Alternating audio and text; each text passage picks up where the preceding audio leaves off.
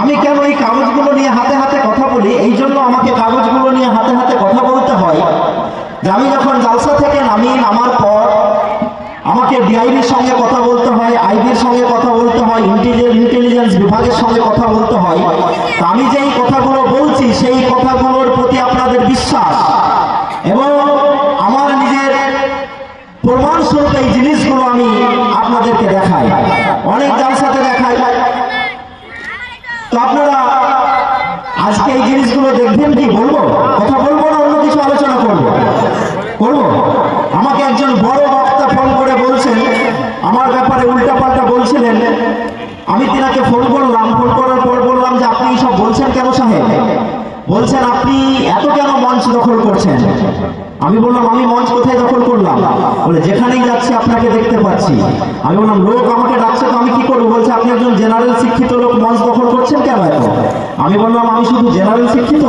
আমি যেমন জেনারেল শিক্ষিত তেমনি ক্যালকাটা ইউনিভার্সিটি থেকে অ্যারাবিকে এমএ করা হবে বললাম। বললো তাই? ফোনটা কেটে দিয়েছেন, কাটার পর কাউকে ফোন করেছেন জানি না, আমাকে কল ব্যাক করে বলছেন হাবিবুল্লাহ সাহেব আমার ভুল হয়ে গেছে, আমাকে ক্ষমা করবেন।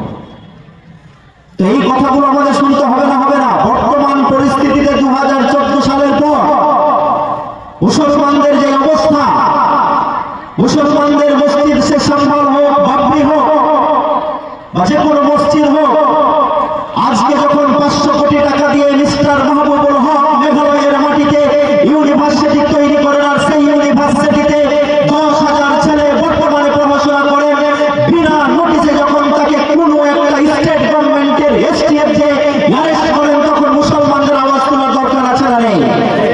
আছে না নেই? কি আওয়াজ তুলবেন না? আর কতদিন চুপচাপ থাকবেন? 11 বছর তো অলরেডি পার করে ফেলেছেন।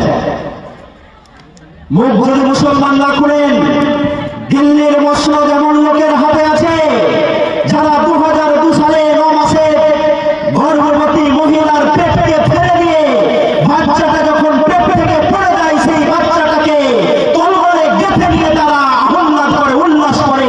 তাদের হাতে দিল্লি, তাদের হাতে ভারত সুরক্ষিত হতে পারে না। পারে? পারে? পারে না। এই মুসলমানরা ঘুমিয়ে গেছে বলেই আজকে মুসলমানদের এই অবনতি। আমি দেখছিলাম এখানে যখন উঠি যে এটা আপনাদের নাকি 81তম জালসা, নাকি? স্বাধীনতা হওয়া কত বছর হলো? হ্যাঁ, স্বাধীনতার আগেকার মাদ্রাসা, not a matter of jokes.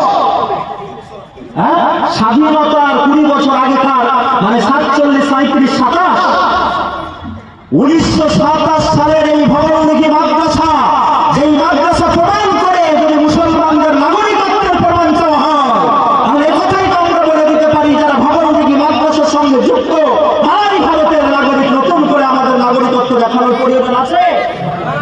কথা বলছেন না যে এখনো আছে? তাহলে এই দেশ